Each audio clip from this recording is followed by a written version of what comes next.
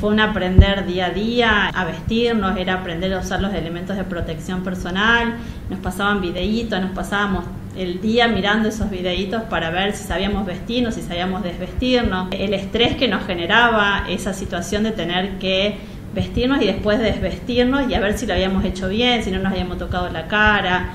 Y bueno, y los protocolos que cambiaban a diario.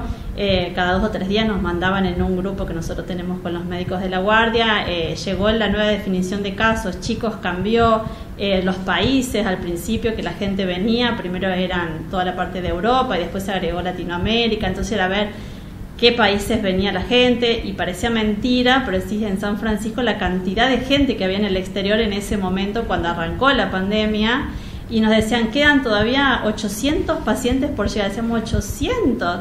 Y la verdad que fue un aprendizaje diario y aún todavía.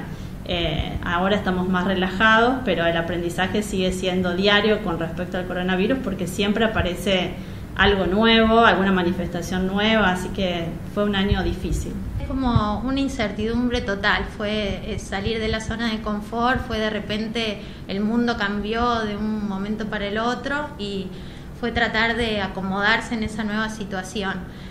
Fue como una situación que uno no eligió, que quedó justo ahí al frente, encima siendo una guardia general y que de un día para el otro todo nos tocaba a nosotros.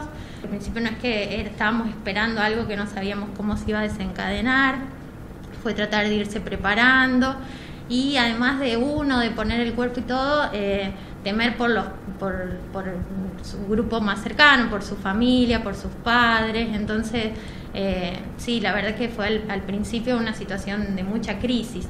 No, es una persona de ciencia, cuanto más sabe y más conocimiento tiene, como más tranquilidad. Uno trata todo el tiempo de estarse formando, de estar actualizando, porque el saber a uno le da seguridad.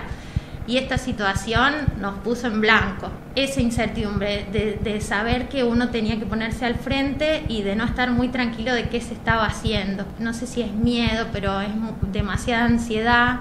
Entonces por momentos uno tuvo trastornos de sueño, no poder dejar despegarse del celular. Hubo momentos que en casa tuvimos que decir, paremos porque no es importante saber cuántos casos hay en Europa o en cosas, fijémonos en casa. Hay un exceso de información de que uno en un momento tuvo que tratar de achicar y de trabajar con lo que partía de nación, lo que partía de provincia, para tratar de tener algunas bases firmes con las que empezar a trabajar. El equipo de enfermería trabajó muy bien, acorde a las necesidades del paciente, porque en realidad sí estaban muy solos.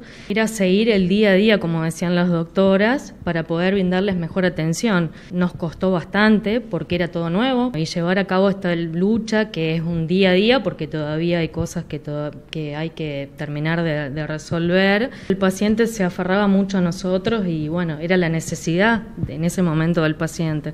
Entonces tratábamos de cubrir eso. Pacientes que llegan de derivaciones o de cosas que ya vienen solitos en una situación de traslado, que todo el personal está vestido como corresponde, pero así tipo astronauta, y el paciente aislado que lo sacaron de su casa, se hizo el bolsito y saludó a lo lejos al familiar. Y uno a veces cuando recibe esos pacientes, sobre todo ancianos, ahí se da cuenta del cansancio y todo, porque uno trata de mantenerse frío ante esas situaciones y en momentos que no se puede, porque uno recibe al paciente y ve que está complicado, que seguramente las chances sean pocas, y esas despedidas frías a lo lejos, mediante teléfono. Entonces uno trata, más allá de todo, y con las limitaciones que tienen los elementos de protección personal, por eso al principio tanto miedo y después uno fue ablandando, porque por lo menos en esos momentos necesita, por más que uno esté todo vestido y todo, pero el contacto, la charla, porque es importante. Todavía ahora no tenemos un tratamiento, son medidas de sostén, pero la vacuna es lo mejor que tenemos hasta ahora y estamos con eso.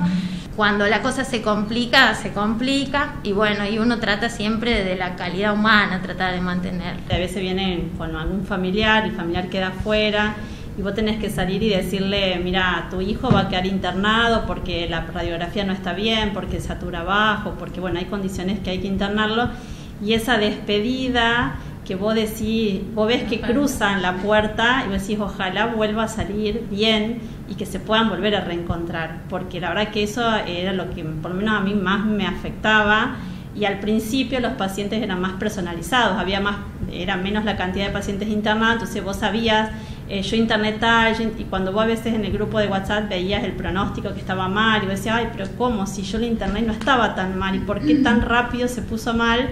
Y bueno, y a veces el final era el peor. A mí me tocó escuchar la despedida de un paciente con el teléfono a su familiar, y vos quedás re mal porque vos decís no, va a estar todo bien, y uno le da fuerza, o esto de darle la mano, que como decía Julia al principio parecía que no los teníamos que tocar, y después uno se empezó a dar cuenta que total, por darle la mano con el guante y todo, no te vas a contagiar, y el contacto humano ellos lo necesitan, y los pacientes se aferran al médico, y vos decís, y bueno, ojalá que salga bien, y uno después le queda dando vuelta a todo eso, y tuvimos épocas en que no dormíamos, en que uno estaba re mal, todo el día pensando, fue como toda una situación de estrés. Nos agarró unas semanas muy, muy cansadoras, para enfermería fue mucho, obviamente que para los médicos también, pero enfermería la luchó mucho porque eran muchos ancianos que dependían totalmente,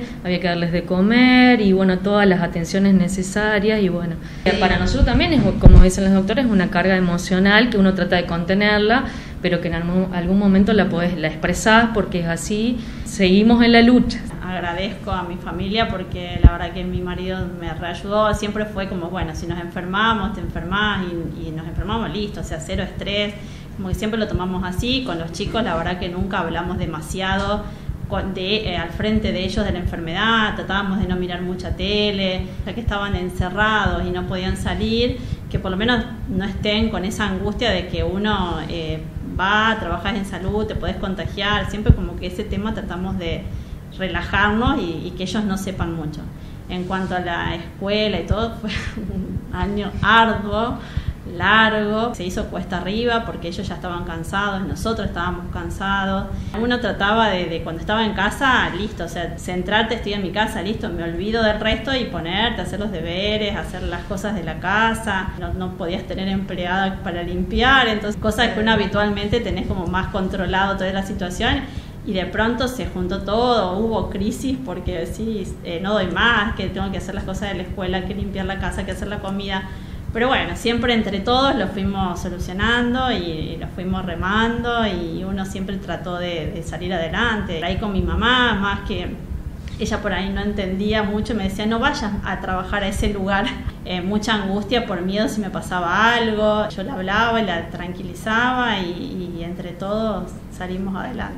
Es difícil salir de tema, invadió todos los espacios familiares que a veces ya son pocos, tuvimos que poner un freno en un momento de cortar celular somos una familia ensamblada, 3 de acá en Devoto, tratar de a mi hija no exponerla tanto a esta situación, que de todas maneras tuvo sus conflictos de trastorno de sueño al principio, de mucho susto. Su papá vive en San Francisco, así que también al principio fue a ver cómo arreglar con el resto de la familia. Hubo un tiempo que se fue a San Francisco, al principio yo sufrí un montón, no estar con el hijo, es como que te sentís como que la vida no tiene sentido, ¿viste? Hasta que uno perdió el miedo, esto si va a ser para largo no puede seguir así, y tomamos las riendas otra vez de la vida. Fue un año que uno prácticamente no vio familiares, o por miedo uno de no querer ser uno el que contagiar a nadie, de trabajar con miedo en el consultorio porque uno venía de un lugar donde veía positivos y después venir a ver pacientes que no, entonces mucho temor fue este año.